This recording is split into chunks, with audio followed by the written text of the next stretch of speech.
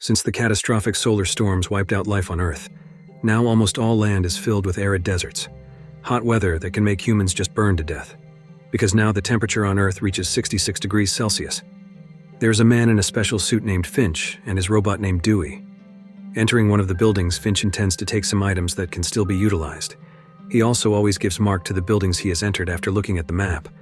Finch also continued his journey using a special truck seen in various corners of the city, now filled with dust and sand. Even the Earth is only inhabited by several types of living things only.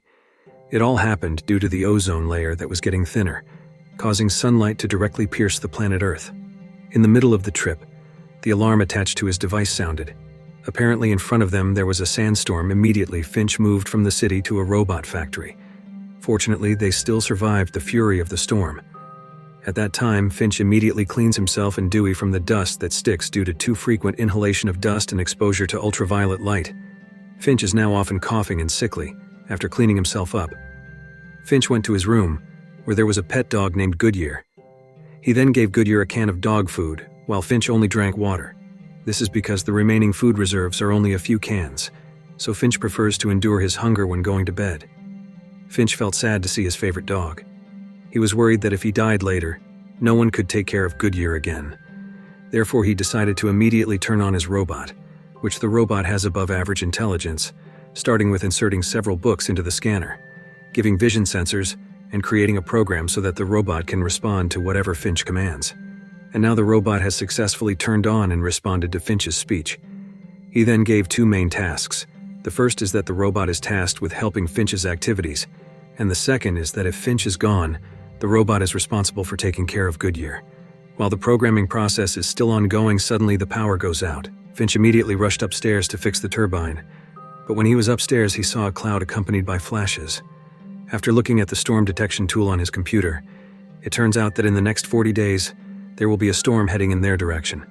And even more surprising, within 24 hours the storm will soon arrive at the location of the Finch is located. Realizing that he would not be able to survive, Finch immediately installed the robot with the body he had assembled.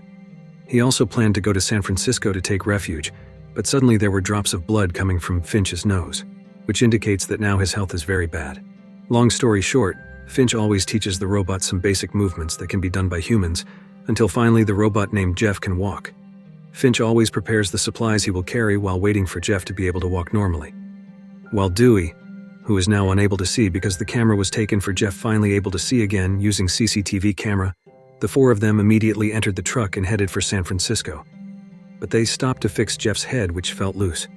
Then using anti-radiation suits, Finch and Jeff decided to visit a store that had not been looted by anyone, because maybe there are some items that can be utilized during the trip, while Finch also explained the current condition of the Earth so that Jeff knew about it. He then decided to get into the car to get away from the tornado. But the tornado did not disappear, which in the end, Finch taught Jeff to put some nails to tie the car up.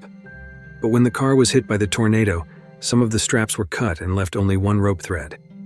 Fortunately, the tornado did not last long, but due to the tornado the car's tires were split. He couldn't replace it because he didn't have a jack. But surprisingly, Jeff lifted the car with ease so Finch could change the tire. Finch decided to spend the night in that place while repairing his anti-radiation suit. Long story short, when morning came, Finch woke up to the sound of barking Goodyear. And Jeff, it turns out that Jeff is trying to familiarize himself with Goodyear because he feels he is not liked. But here Finch explains that for a dog, it takes time so that he can trust someone, and that is normal. Due to an increasingly severe cough, Finch stopped at a food stall. He came out without wearing an anti-radiation suit. Meanwhile, Jeff, who was annoyed at being told to look after the car, accidentally stepped on the gas pedal because of panic. Finch shouted for Jeff to bring him the clothes, but Jeff instead backed the car up so that it hit a pole. Because he was annoyed with Jeff's behavior, Finch sacrificed his hand to be illuminated by the sun. He said that Goodyear and himself are only weak creatures. Therefore, Jeff's purpose was created so that he could take care of weak creatures like himself. They continued their journey. Out of pity for Jeff, who was alone as a result of being scolded, Finch asked him to learn to drive. It didn't take long. Finally, now Jeff can replace Finch's position as a driver at night while resting. Jeff asked Finch, why not travel at night? He replied that at night they could not avoid the threat that came from other humans, because it turns out that Finch is not the only human survivor. In the morning, Jeff was surprised to see Finch vomiting blood. He took the initiative to treat Finch and drove the car into the city. Upon arrival, Jeff stopped at a pharmacy. He took Dewey to look for medicines. Finch, who woke up, was surprised to see the building in front of him. He immediately looked for his 2 robots. It turns out that Dewey has been destroyed by a trap. Finch said that the building was a trap, and sure enough, there was a car following them. Finch asked Jeff to run away as far as possible. Even Finch had to turn off the car's lights to blur the trail. However, the car still followed them until Finch asked Jeff to take the car under the bridge. But Jeff instead stopped the car because he felt the car was too high. Finch, who did not care, stepped on the gas to make the car badly damaged because of panic. Jeff finally pushed the car under the bridge. So that the car that followed them lost track. After that, Finch came out to see the solar panel that had been destroyed.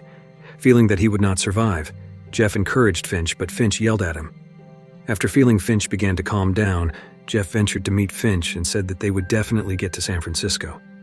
Then Finch told the beginning of this disaster occurred 20 years earlier. At that time, the solar storm disaster had just begun. Many of the living things that became extinct due to extraordinary sunstroke. But not a few humans also managed to take refuge from the disaster. But to be able to survive, they are willing to lose their lives. So that the stomach remains filled. One day, when Finch looted a store, he found a pack of instant noodles. Not wanting the instant noodles to be snatched, Finch chose to hide, but apparently there was a group of humans who also targeted the mother and child's luggage to the point that they were killed. Finch regretted that he could only hide for the sake of a pack of instant noodles. When he saw the little girl's bag, he saw a very cute puppy inside. He decided to raise the dog and name it Goodyear. Long story short, when morning came, they continued their journey. Suddenly their car hit a butterfly. Finch was surprised by this event. He went out to prove something. It turns out that in that place, the ultraviolet rays are so low that Finch can even go out without using a special suit. He also accidentally saw a butterfly living among the blooming flowers. Not lingering, Finch in his suit invited Jeff to enjoy the atmosphere. They talked about Jeff, who could imagine the 3 of them arriving at their destination. Finch was then amazed by the development of Jeff, who could fantasize like a human. Jeff also asked Finch who said the photo of the Golden Gate was from his uncle, while it is clear that the back of the photo is written from Finch's father. It turns out that since childhood, Finch has never seen the face of his father, who works as a soldier. But at the age of 15, he got the photo sent, and his father hoped that someday they could reunite at the Golden Gate. But until now, Finch has never been able to find his father in San Francisco. Hearing that, Jeff was excited to be able to continue his journey. But Finch said that he no longer wanted to reach the Golden Gate, because with his dying condition, Finch would not be able to enjoy the trip. Then Finch taught Jeff to play throwing the ball with Goodyear, but Goodyear always returned the ball to Finch. Until finally Finch vomited blood again and told Jeff that he was grateful for being able to help him so far. Finch then asked Jeff to keep playing with Goodyear while he chose to rest. Suddenly, the sound of Goodyear barking in the car turned out to be Finch dead. Jeff then wrapped Finch's body to be burned. In the midst of grief, Jeff was confused about what to do after this. He then remembered to give Goodyear canned food like Finch used to do. In the afternoon, while contemplating, Goodyear suddenly approached and gave Jeff a ball. It turns out that Goodyear has now considered Jeff as his best friend. They continued their journey to the Golden Gate.